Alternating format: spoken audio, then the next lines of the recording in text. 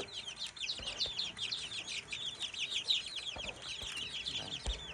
bàn cả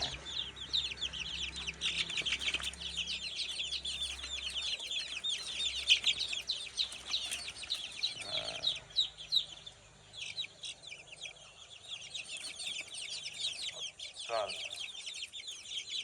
lắm này sang bàn bay đo này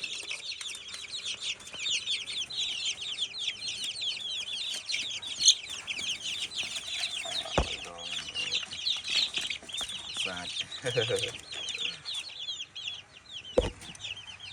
sang bàn bay đo ngày tức lý và sang lực thì muốn nào mà đo tiếp chương chọn sang phục hút đặt cho đây này